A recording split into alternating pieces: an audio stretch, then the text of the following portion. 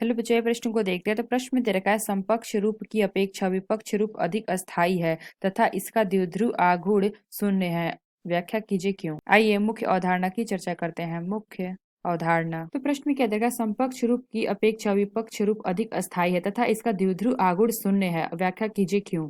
तो यहाँ पे अगर हम देखें तो द्विध्रुव आघूर्ण हमारा क्या होता है, इसकी अगर हम परिभाषा देखते हैं तो ये हमारा क्या होता है, द्विध्रुव आघूर्ण क्या होता है, किसी बंध का द्विध्रुव आघूर्ण परमाणु पर आवेश की मात्रा तथा उसके बीच की दूरी के गुणनफल के क्या होता है, बराबर होता है। यानी अगर हम देखें तो ये हमारा क्या होता है, म्यू जो हमारा क्या द्विध्रुव आघूर्ण है ये हमारा बराबर होता है ई यानी कि आवेश की मात्रा गुणे हमारा क्या होता है डी यानी कि दूरी। तो यहाँ पे हमने क्या बताया, किसी बंध का द्विध्रुव आघूर्ण परमाणु पर आवेश की मात्रा यानी कि ई, उसके बीच की दूरी यानी कि दूरी डी से हमने यहाँ पे क्या है, ये दूरी है कि गुणनफल के बराबर होता है। तो यानी हमने क्या देखा, म्यू हमारा क्या है, द्विध्रुव आघूर्ण। और यहाँ पे अगर हम देखें तो ई हमारा क्या है, ई हमारा है आवेश की मात्रा, और यहाँ पे अगर हम देखें तो डी हमारा क्या है, डी हमारा है दूरी।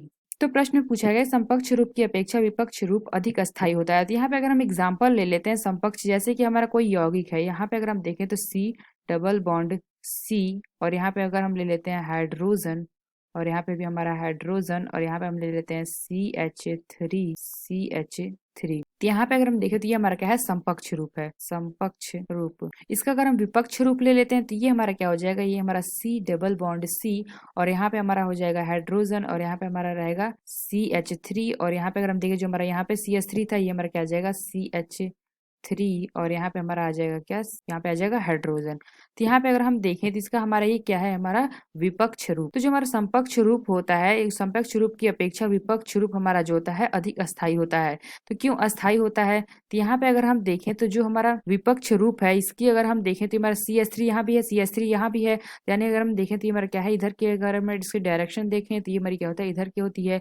यानी ये हमारे क्या होते हैं, एक दूसरे को हमारे क्या करते हैं, कैंसिल कर देते हैं, जिससे क्या होता है, इसका द्विध्रुव आघूर्ण हमारा क्या होता है, शून्य आ जाता है। यहाँ पे हमने क्या होता है, अस्थायित्व किसका अधिक है, इसका अधिक है। इसका हमारा द्विध्रुव आघूर्ण शून्य होता है क्योंकि अगर हम देखें यहाँ पे हमारा CH3 यानी कि एक दिशा से दूसरी दिशा में उत्पन्न होने वाली जो हमारी द्विध्रुव आघूर्ण है वो हमारे क्या होते हैं, कैंसिल हो जाते हैं एक दूसरे से, जिससे हमारा क्या होता है, द्विध्रुव आघूर्ण शून्य आ जाता है। यानी हमने देखा हमारे विपरीत समूह उपस्थित, यहाँ पे हमारा हाइड्रोजन को कैंसिल कर देगा और CH3 को। और जबकि अगर हम समकक्ष रूप में देखें तो ये हमारा ऐसा नहीं है, यहाँ पे CH3 दे रखा है, इसका अगर हम देखें तो यहाँ पे हाइड्रोजन दे रखा है। और यहाँ पे अगर हम देखें तो विपक्ष रूप में हमारा क्या होता है, सम्मिता भी उपस्थित होती है, सम्मिता। यानी हमने क्या देखा, जो हमारी विपक्ष रूप है इसकी आकृति में हमारी सम्मिता रूप भी हमारा उपस्थित होता है।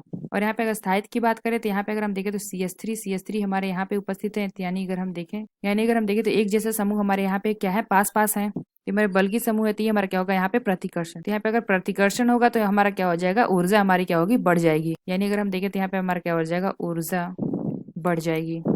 और यहाँ पे अगर हम देखें तो जो हमारे समूह है ये हमारे दूर दूर है, तो यहाँ पे हमारा क्या हो जाएगा, प्रतिकर्षण क्या हो जाएगी। तो यहाँ पे हमने क्या देखा, ऊर्जा हमारी बढ़ जाएगी तो हमारा इसका अस्थायी तो क्या हो जाएगा, कम हो जाएगा, अस्थायी हमारा ऐसा कम हो जाएगा। और जबकि अगर हम इसमें देखें विपक्ष रूप में तो प्रतिकर्षण हमारा क्या होगा, कम होगा, क्योंकि जो हमारी यौगिक है दूर दूर है, इसमें हमारी ऊर्जा क्या हो जाएगी, घट जाएगी, जिससे हमारा क्या होगा, इसका अस्थायी हमारा क्या हो जाएगा, बढ़ जाएगा। तो ये मेरे प्रश्न का आंसर है। तो आशा करते हैं आपको समझ में आया होगा। धन्यवाद।